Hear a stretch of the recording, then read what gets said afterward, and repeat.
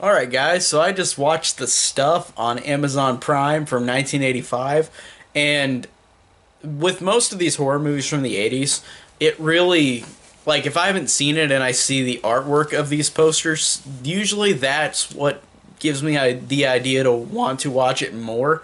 And the poster for The Stuff, I thought was such a badass poster of this person just sitting there with, like, and you'll see it right next to me whenever I put it in the video or edit it into the video, but it's just like the stuff like coming out of their face like this, and it's so cool. It's such a really iconic poster that nobody talks about. I thought that's such a great poster from the 80s, and the 80s were fantastic with horror movie posters.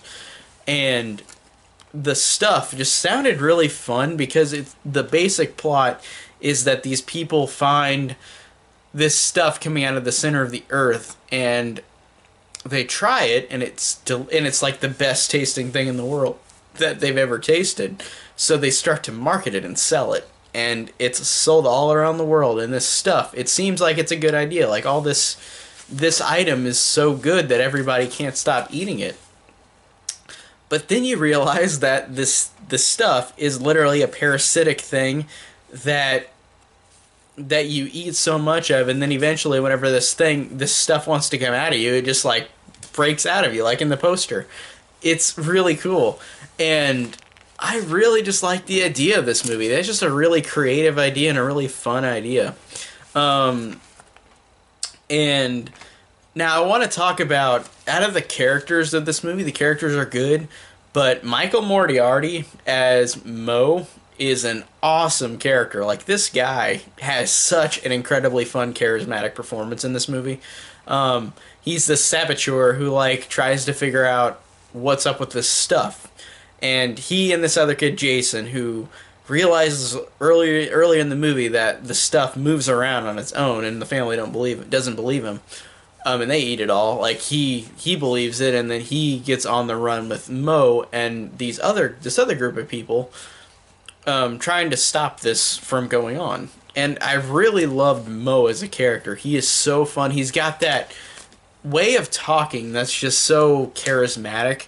Like, there's a scene at the beginning of the movie where, like, he's going and talking to these people, and he's shaking everybody's hand, and he goes, "Ooh, that's a sweaty palm. Ooh, that's a sweaty palm. Well, like, that's a sweaty palm." Like, it's really funny. And he's got that country accent, and it just makes it really funny, and he's just very charismatic, and you really do care for the character. And you care for the Jason character, too, because this character sees the stuff moving around in his fridge, and then the dad looks and it's not moving, and then he doesn't believe him, and the dad and the mom and the other brother are eating the stuff, and they're forcing him to try to eat it, and then he escapes and goes on the run with Mo and all these other people trying to stop it. And I like that Jason character as well. Like, he's a cool kid character. There is a hilarious scene at the beginning because Jason knows that the stuff moves on its own. So he literally goes to the grocery store. He goes and breaks every single container of the stuff, like gets a bat, slams displays down of this stuff, knocks all of it down on the ground off the shelf, like, and he starts kicking everything, and like they try to contain him, and like he just keeps going and raging, and it's hilarious. This little kid just goes in and destroys everything, like throws all these bottles in the ground, or these cans on the ground, breaks them all.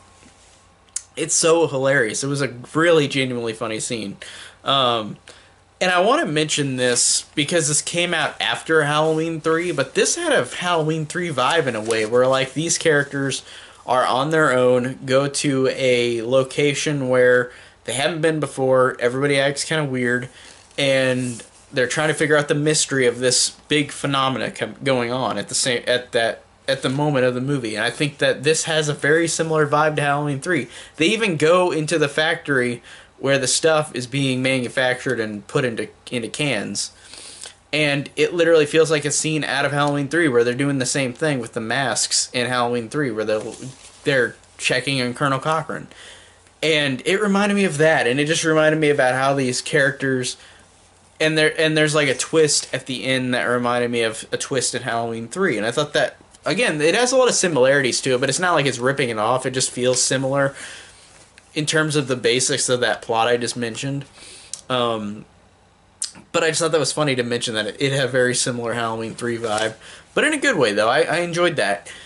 So I did enjoy this overall. I thought that it had really fun characters. I thought it had a really fun story. I thought it had some fun effects. Like there aren't a lot, but there are some good effects whenever they're shown. The idea is just fun and creepy and silly, and the movie's funny and entertaining. It was just a really awesome, entertaining time. So I really enjoyed the stuff. So if you haven't seen this, go ahead and check it on Netflix or on Amazon Prime. It's great. And if you have seen the stuff, tell me down below what you think of it. And thank you guys so much for watching.